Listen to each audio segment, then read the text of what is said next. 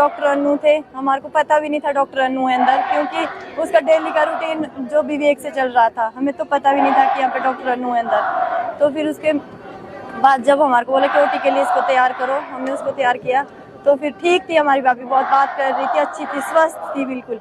तो फिर उसको अंदर लेके गए। तो डिलीवरी के बाद जब उसको बाहर लाया, वो ठीक थी, फ्रेश थी, बाहर आई वो, तो ठीक थी वो 24 घंटे तक। दिन सुबह उसको, रात को भी वो ठीक रही, अपने बच्चे को ऐसे पकड़ रही थी गोद में, ठीक थी।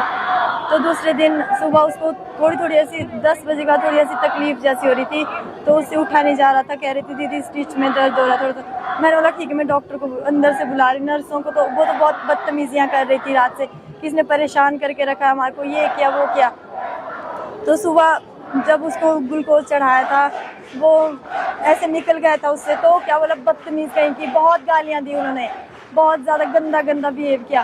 फिर भी हमने सोचा कि हमने पेशेंस रखा इतना कि कोई नहीं, ये है डॉक्टर, ये कर लेंगे, ठीक है। ड्रामे कर रही है, बार बार ये उनका था कि ड्रामे कर रही है। तो फिर उसको डॉक्टर अन्नू आए दिन को, तो डॉक्टर अन्नू ने कहा कि ये उसको उठाया, वो बैठी थी, उसको घसीटा उसने पीछे से। मेरे को बोला, मंजू मेरे को बोल रही थी कि दीदी मेरे को अंधेरा सा दिख रहा है। मैंने डॉक्टर को बोला कि बोरी मेरे को अंधेरा दिख रहा है। तो ड्रामा कर रही है ये, इसको अंधेरा दिखेगा तब कैसा दिखेगा, इसको नॉर्मल दिखेगा।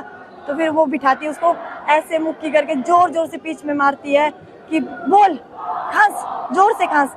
तो वो खांस रही थी, उससे उतना जोर से खांसा नहीं जा रहा था, तो क्योंकि उसको स्टिच में दर्द हो रहा था। फिर मुझे कहा कि इसको उठा खड़ा, उसको चक्कर आ रहे थे, उसको वो उठने की इसमें नहीं थी। फिर मैंने कहा कि ठीक है मैं उठाती हूँ इसको। फिर वो चले गए इतना बोल करके। यहाँ पे एक ही पेशेंट नहीं है ये, और भी हमारे को देखने हैं। जो हमारे साथ और भी थे वो उनको भी नहीं देख रहे थे, उनके साथ भी वैसी बदतमीजी कर रहे थे।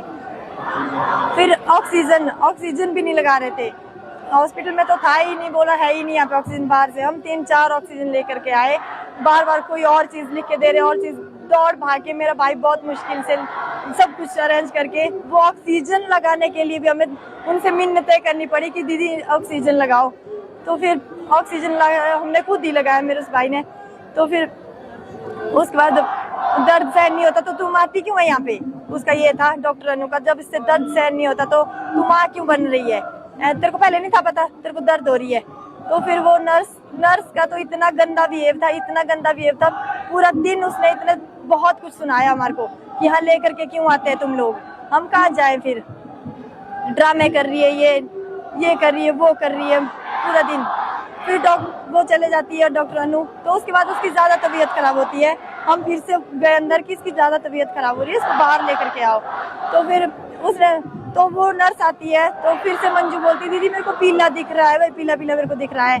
तो वो उनका वही था, फिर से ड्रामे कर रही है, ये उठाओ इसको, मैंने कब से बोला इसको चला। वो अपने बॉडी छोड़ चुकी थी, उसकी बॉडी काम नहीं कर रही थी, वो मुझे कह रही है इसको उठा।